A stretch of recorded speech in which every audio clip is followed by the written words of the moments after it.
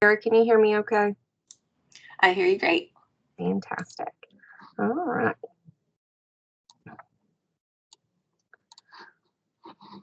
So today we will be talking about time management and planning. Today's Lunch and Learn is brought to you by Information Technology Services and Online Learning and Libraries. My name is Crystal Stewart. I'm the IT Client Engagement Manager here for Information Technology at Marshall University. I am also an adjunct professor of marketing, and I am currently teaching Introduction to Marketing and also teach services marketing and social media marketing. This is my friend, buddy, and pal, Sarah. Sarah, I'll let you go ahead and introduce yourself. Thank you, Crystal. Hi, I'm Sarah Millette. I'm a librarian in Drinko, and I actually have a master's in English from here at Marshall before I got my master's in library science from the University of North Texas. And I'm going to be available to answer questions in the chat today if I can.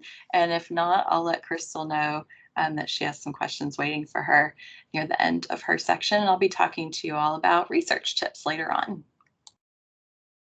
Fantastic. Thank you so much, Sarah.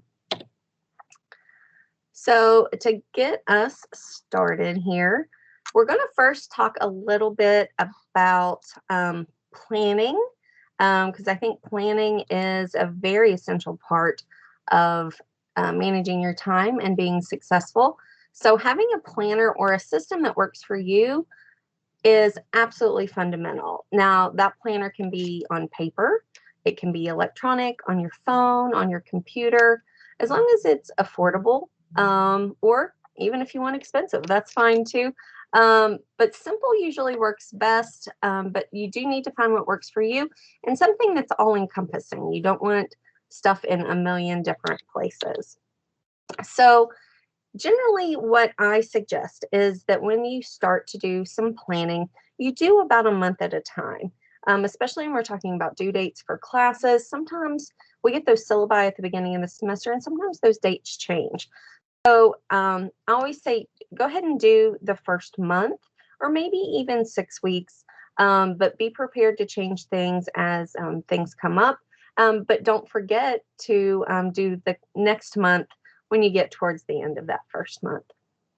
And don't forget to check back. You'll need to check back once you write it in there. Just because you write it down doesn't mean you'll remember it. I like to look at my calendar every morning and see what I need to do for the day. I make that a habit. I check the weather, I check my calendar, I know what to wear. And then I also try to set even in my calendar, a regular time to sit down and do planning for the week. I like to look at everything I have to do, and then I can kind of see where I can fit those personal things in, like cleaning the house, going to the gym, maybe doing some meal prep, things like that. So set a schedule to plan, and then also don't forget to check back. Also, you can use something called batching and also backtracking to make your plans. Don't just schedule due dates. So when we talk about batching, that means, so let's talk about homework as an example. How much time in a week does it take you to spend on maybe one of your classes? So divvy up that time for your homework across the week. So you're not just always trying to cram it in at the last minute. So for example, if you have a 3-hour class twice a week, that probably gives you about roughly 6 hours worth of homework. That's why when you take 12 hours, they call it full time. It's like working a full time job, by the way. If your assignments are always due on Thursday, you may want to choose to do like 2 3-hour sessions, or maybe even 2-hour sessions 3 days a week to get everything done prior to Thursday and not wear you out in one big session. So this helps you to complete your work on time. You won't be as overwhelmed, and you're less likely to fall behind on your work. Not to mention, it creates that routine for your workload and makes everything more manageable. And sometimes just entering a date isn't enough. No one wants to look and see they have a 15-page paper due tomorrow and you haven't even done your research. So back up your appointments by putting reminders to complete parts of it in a manageable time frame. So if you do have that large paper due, 4 weeks prior, start doing an outline in your research. Maybe 3 weeks before, you start on that rough draft, and then 2 weeks you finalize that rough draft. You have plenty of time to take it to the writing center, complete that introduction and your conclusion, maybe have someone else read over it. So break things up into those bite-sized pieces so that it makes those much larger tasks more manageable. And again, so you're doing them all at the end. So in addition to just doing your planner, I also suggest a to-do list. Now, the notes section in your planner or even your phone notes, or my favorite, OneNote, are great places to write down your to-do list. OneNote has great options for like little check boxes because I love to check things off. So that way you know exactly what needs to be done. And then as you plan, you can set aside time to do your to-do list. And you can have time to complete everything in a timely manner. Plus, like I said, I like checking off those boxes and crossing things out. However, I've noticed my laundry is always on the list and never gets crossed out, right? We're always continually doing something. Another great way to list things on your calendar, especially the monthly view, is to put things like when bills are due, birthdays, anniversaries, and holidays. And then you can mark off long sections of a week like fall break, maybe like even the holiday break, vacations. I really miss taking actual vacays, but maybe you can just schedule your staycay on there. But the monthly layout are great for that. And most planners have a monthly view in addition to the weekly or daily view. And don't forget to schedule some fun. Fun is important for self-care or even recovery. I call this my me time, the time I get to maybe take a bubble bath or color in some adult coloring books, or even just lay on the couch and watch Netflix, some good old lazy time. This actually does make us more productive later, but you have to limit that time and you have to be kind of disciplined to limit it and not get too carried away with it. Give yourself rewards or incentives like if I get up and do an hour's worth of homework, then I get to waste an hour playing a video game or just watching videos on TikTok. Don't forget to schedule time to sleep. I know as we have crazy schedules, that seems kind of silly, but sleep is super important for your health and well-being. And also schedule in some gym time. That makes you stay well and helps get those endorphins going, makes us happier. Even if you just go outside and take a good long walk, especially on pretty sunny days, it's a great way to just help take care of yourself too. Now, back to the planner. One thing I do suggest is one place is best. You don't need several different calendars to keep track of.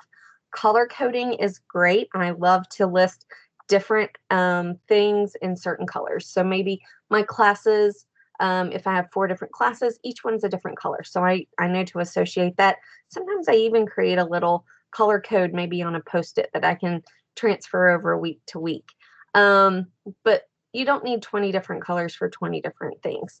They make a lot of great stickers and sticker books where you can get things for like exercise. So you can just put a sticker down for that. It makes it easy to schedule. And your calendar doesn't always have to be full, but it should be complete with the things that you need to do. So don't think, oh, well, I have a full week. I can just blah, blah, blah. Use that extra time to be productive or maybe study ahead. Also, have an accountability partner, someone who can maybe meet you for some socially distanced coffee time and talk about your week coming up. Or maybe you can help each other in making sure that person goes to the gym, or even have an accountability partner to make sure that you get that homework done first, and then you can go have some fun time. Also, setting a timer is good for those things. Even if it's not a person that's your accountability partner, your watch, your phone, those can be as well. Now, a couple ways technology can help you with all of these planning and time management things. First is letting you know where technology is available and what you have at your fingertips. So Marshall's Information Technology Department does have a full list of tech tips for student success. So these are all the things that we find most important for you to know about and implement into all of your technology needs. So you can find those online, and the website's there for you at marshall.edu/IT/tech-tips. But one thing I really wanted to touch base with is make sure that your email is on your personal devices. And when I say that, I notice a lot of students use MyMU to go into MyMU to check your email, but we can do it much faster than that. You can move between your personal, like maybe your Gmail inbox, to your Marshall inbox right on your phone. So you can add that through the Outlook app or the Mail app if you're on an Apple device, and everything is going to be right there for you. Now, you will no longer, I don't remember the date off the top of my head. I know it is coming up soon in December. You'll no longer be able to forward your Marshall email directly to your personal email account. And that's for security purposes. And you should have received an email to explain that to you. If you have any questions, you can always contact our IT service desk, and that's 304-696-3200, or email them at itservicedesk@marshall.edu. Now, a couple of other things is, I know all of you have the second factor authentication that helps keep all of our university data safe. Now, this app is called Microsoft Authenticator, and it makes approving those second factor authentications really quick and easy. And it's the most secure way to do so. So I urge you to implement that. And if you need help setting that up, just call our service desk and they'll walk you through the steps. A couple of other apps that you can add onto your mobile devices is, one is Office Lens.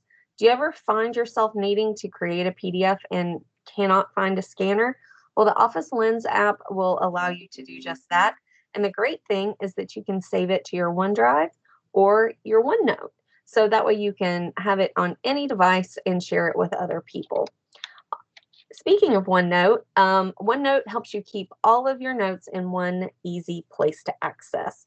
It'll be available on any of your devices because it saves everything to the cloud.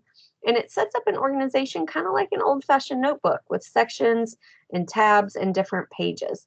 And with OneNote, you can share that information with other people if you need to collaborate on something. And that's the great thing about OneDrive. So OneDrive also allows you to access your documents from anywhere as long as you have access to the internet, and you can collaborate with others. So you are able to do more wherever you go and get those files from anywhere on any device. I can get the same document on my phone, my iPad, my laptop, and my PC. So if I'm working on a paper and I need to go to a meeting and pull that up and talk about it, it's going to be right there. If I go home and I'm working on my laptop instead of my PC, again, and everything syncs up regularly. It's fantastic when you're working in multiple locations. So it also makes, I talked about collaboration a little bit, it makes it so easy to share information. You're doing group work, you can work on a paper, a PowerPoint, an Excel document. You can work on those group projects together in real time. You can see the other person, and I'll show you an example of that. You can see those little notifications pop up on the document, and you can see who is helping you co-author. So it also helps you stay in control of your documents because there is a version history that helps you make sure that you know what changes were made. And if somebody messes up, you can reverse it and go back to a previous version. So that's all that I have to cover on time management and planning. And as Sarah said, if you have any questions, feel free to put them in the chat, and one of us will be more than happy to answer. And Sarah, I'm going to turn it over to you. Thank you, Crystal. You're very welcome. Turn my camera on and get my screen sharing all ready to go here. Crystal, can you confirm that you can see my slide?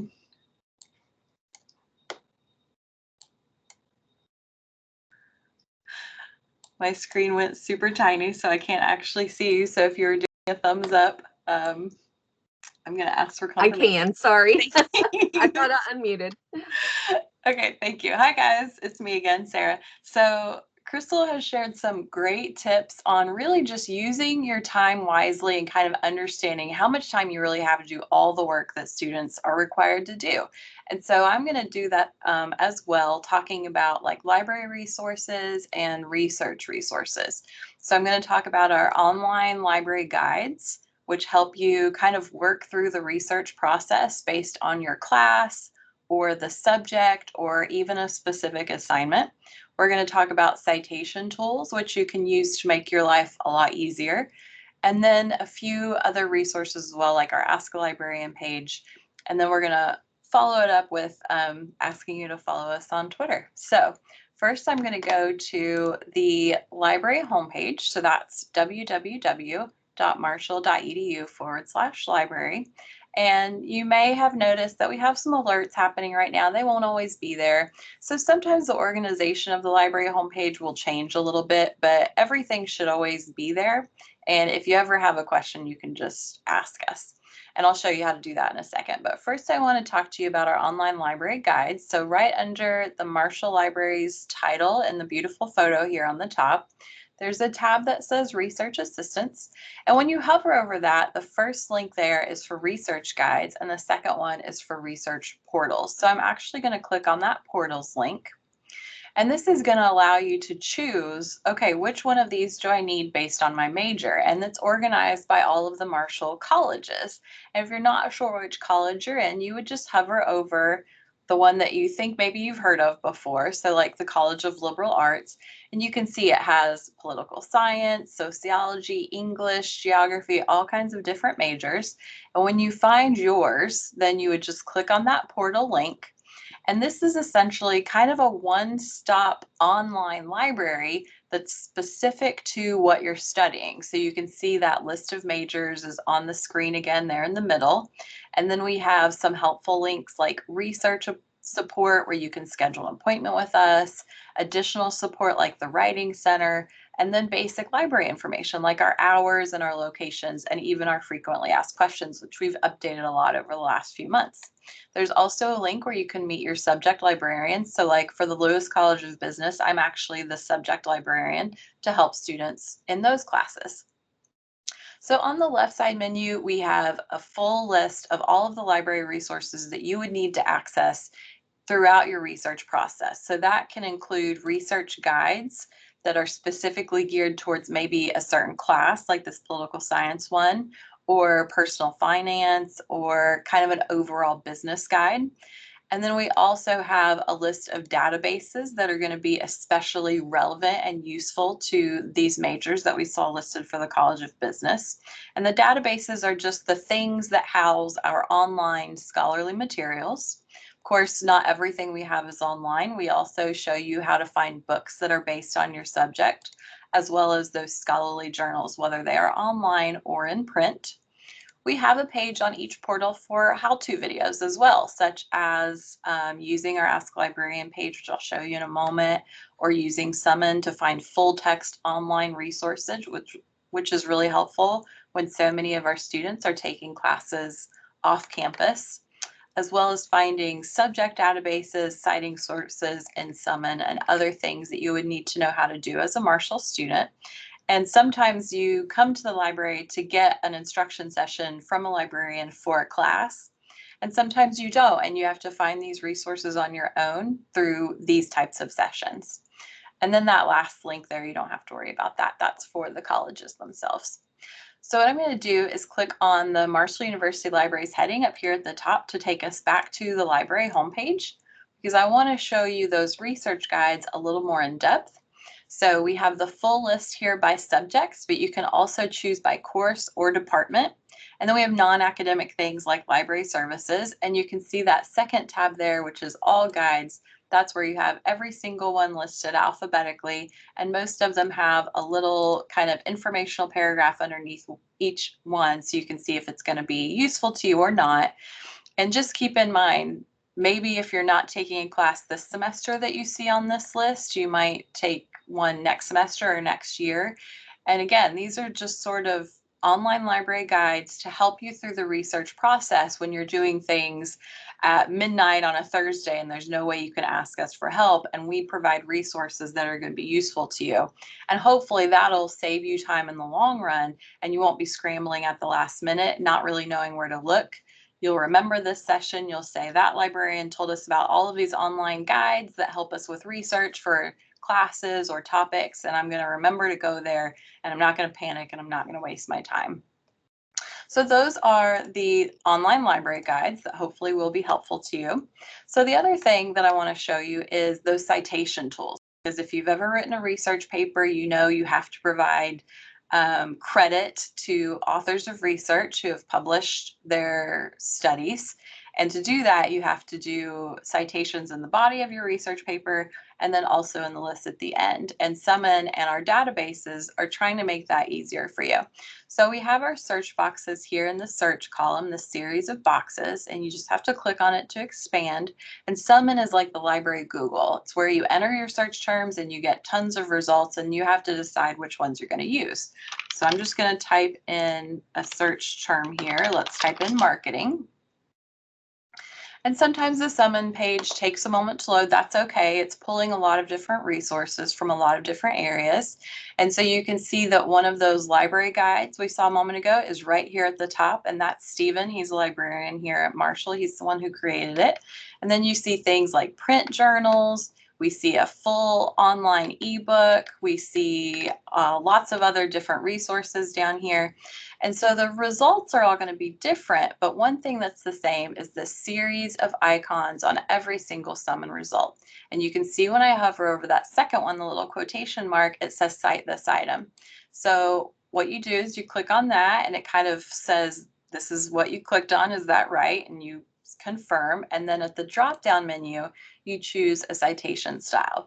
So I'm just going to choose APA because that's one of the more common ones, and then it'll generate a citation for you. And so we always tell students this is a two-step process. So number one, just go ahead and copy and paste this directly into the end of your Word document on your works cited or your references page. Step number one, just copy and paste it right in there. Step number two is just to double check it, because sometimes things are in all caps or it puts the date at the end and it should be near the beginning, or maybe it's missing a bit of information. And then you just have to double check it, and you can always ask a librarian for help with that. But at least you have something to work with. You've got a bulk of the citation information here on your works cited page already. And all you have to do next is just kind of check with a librarian or check with an online resource to make sure that the formatting is correct. And I'll show you in a moment all the ways that you can contact us if you have a question like that. But this will save you time in the long run, because having to do it manually can take a while.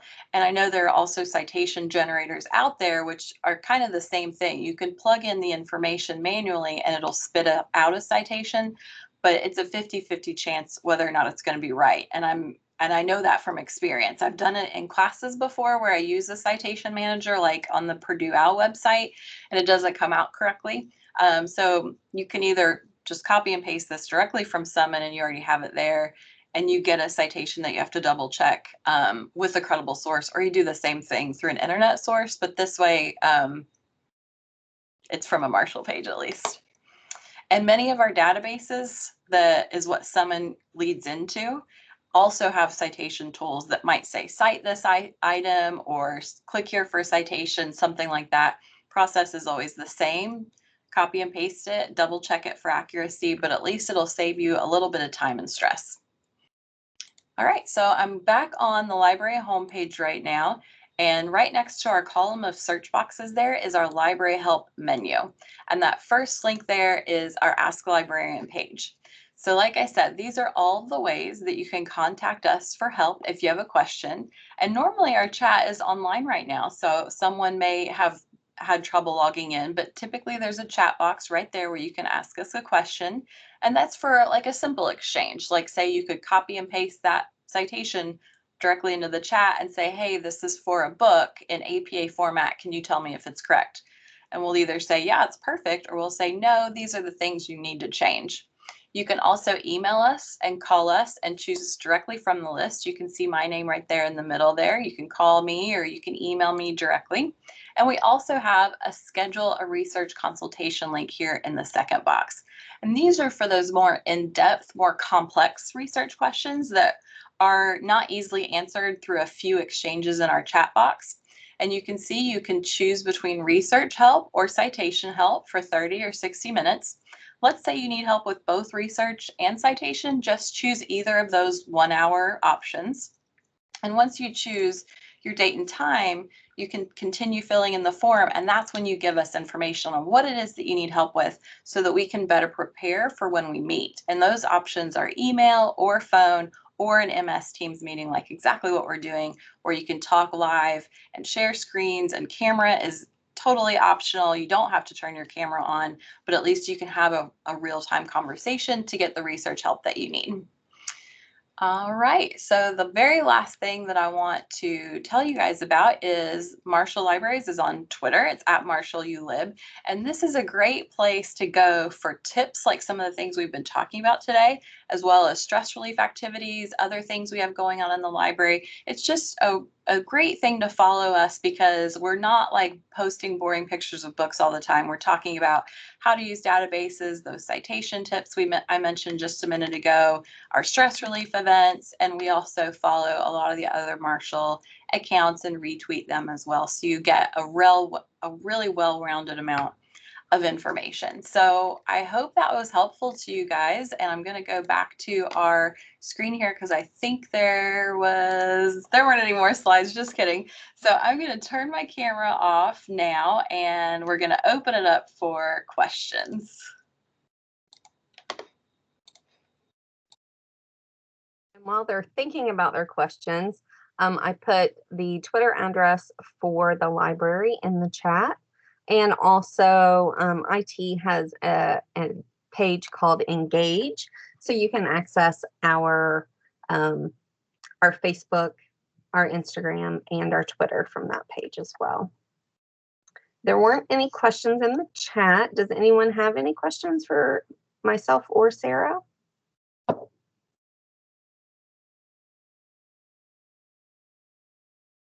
All right, well, I'm going to take that as a no, and we answered all your questions. We hope you have a great day. Thanks for joining us.